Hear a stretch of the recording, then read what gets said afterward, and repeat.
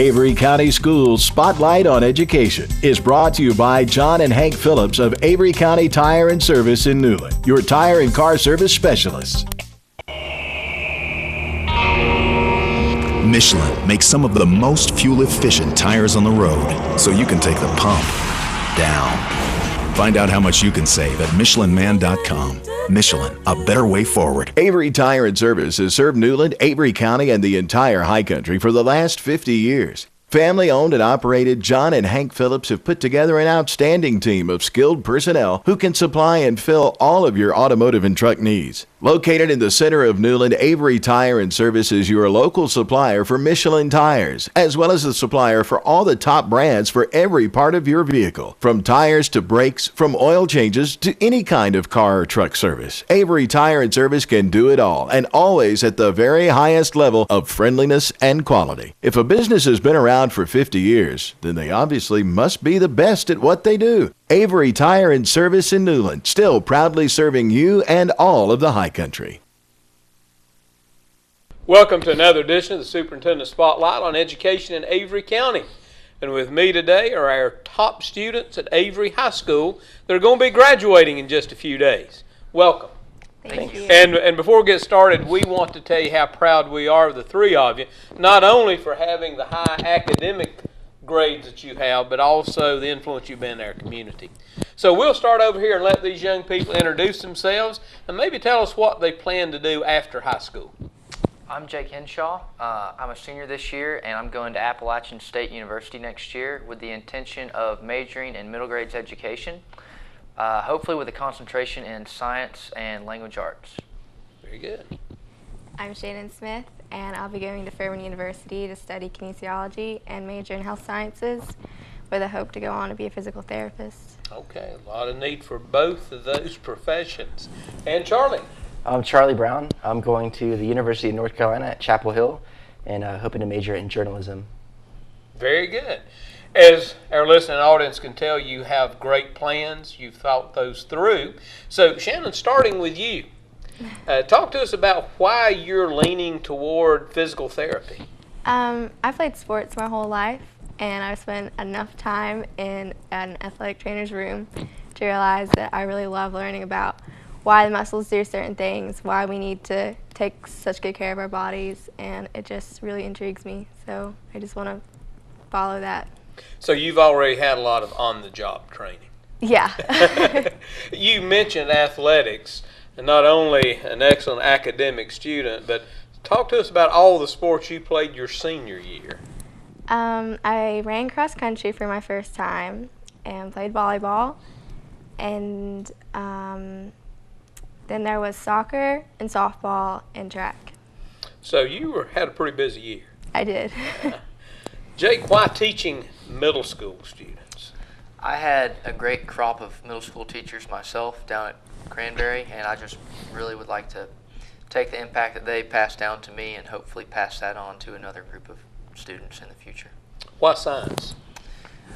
Science, I don't want to say has always come easily, but it's always been very interesting, and because it was interesting, it has come a little more natural than all the other subjects.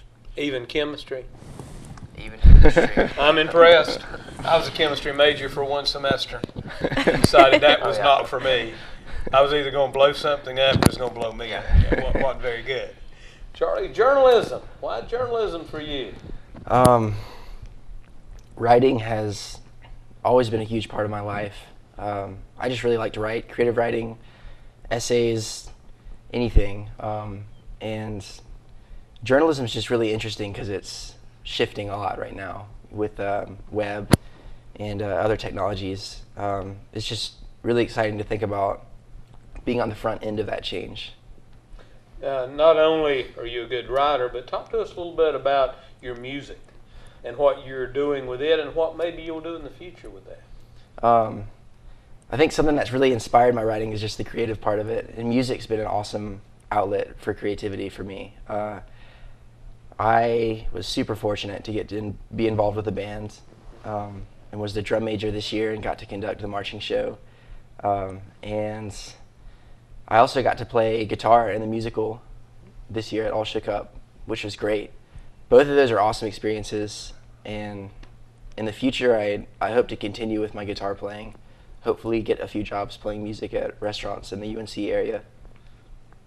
There's a lot of need for that. Mm-hmm. All three of you are very involved in our community and doing a lot within the community. Jake, talk to us a little bit about the Feeding Avery Families and some of the things you've done there. Well, I started going to Arbordale Presbyterian Church about 3 years ago now, and I met a man by the name of John Cox, who was kind of the co-founder of Feeding Avery Families.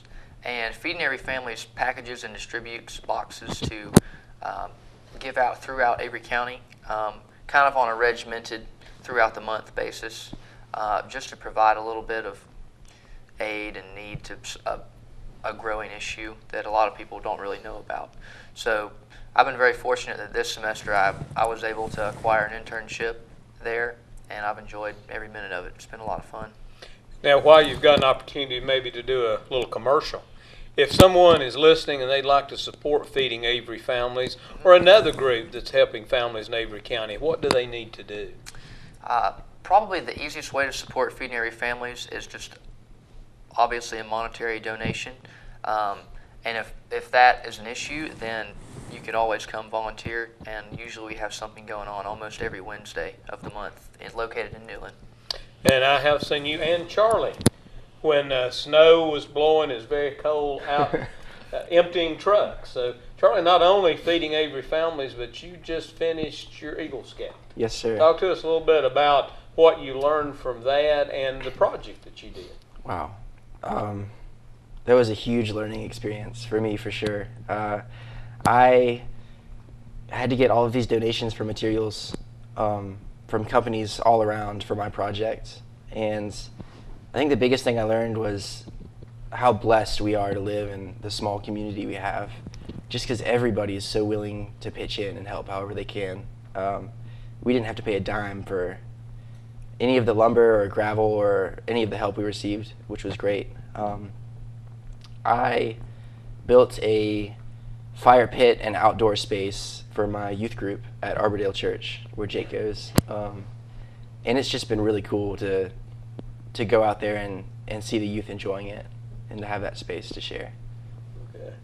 Shannon, I know you spend a lot of time around this building and a lot of time in athletics, but you're also involved out working in the community. Tell us some of the things that you have done. Well, between school and sports, there are only a couple ways I really could give time, and one way was I'm part of Link Crew, and so we focus on helping freshmen come into the high school and really give them a welcome, and we stay as mentors, as helpers throughout the whole year.